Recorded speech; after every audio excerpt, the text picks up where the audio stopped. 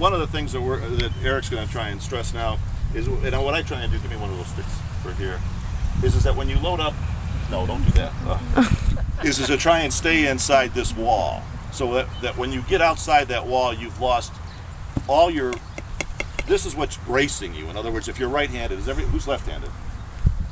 Oh, just flip it around. But the point is that if you, once your weight, I'm not sure if everybody can see that, but once my knee gets outside my right foot, I've lost everything. And the only thing I can do is do a bad thing, which is to sway back. So frequently, I don't know if you ever do that wall. Yeah, put a wedge in there. Under my foot. Yep. I've used to practice hitting balls with a ball on the outside of my right foot to make sure that I was aware that I wasn't going outside. The other thing, as far as this overswinging, is that women sometimes want to have a longer swing to get distance, and most of the time, going back doesn't. You don't hit a ball a long way by going back farther.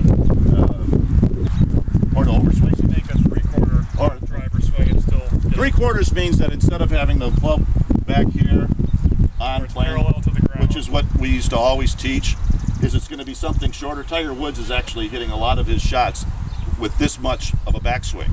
And I'm going to guess a lot of you are probably way down here, which I don't know if Eric can. I know there's no way I could get there. I know that she can. But the point is that if you maintain your angles, and when we talk about angles, it's going to be wrist angles, and it's going to be talking about wrist cock. Do you ever teach this? Making them this? I mean, this is the only way the wrist should move rather than like this. Rather than this way, correct. Okay. Yeah. But maintaining all the angles before, and I promise not to talk about angles, but maintaining, let's say, the coil, so that once you get outside, you've lost any ability to hit the ball well. Show us a three-quarter. Yeah.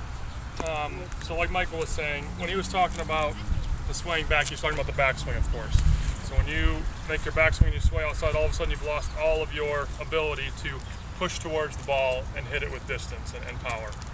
Usually if you can see people swaying, they're going to be hitting the ball, and it's not going to get very airborne, and it's definitely not going to go very far. So that's one of the big things that I focus on with my backswing, is maintaining, I almost think of like a quiet lower body, where I'm just turning with my upper body. Easier said than done sometimes. You'll feel a lot of pressure in your right knee. If you have bad knees, sometimes that's difficult.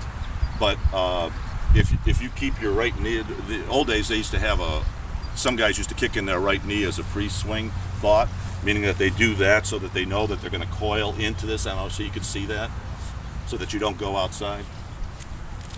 So short backswing.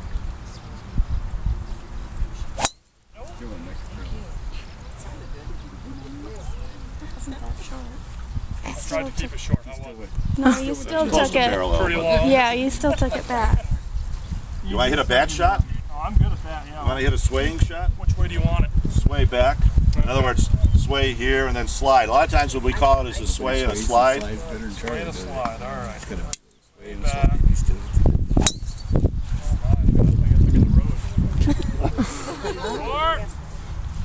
We're going to ask you to get a driver, a 7-iron, and a wedge, and come out here on the station and start hitting balls.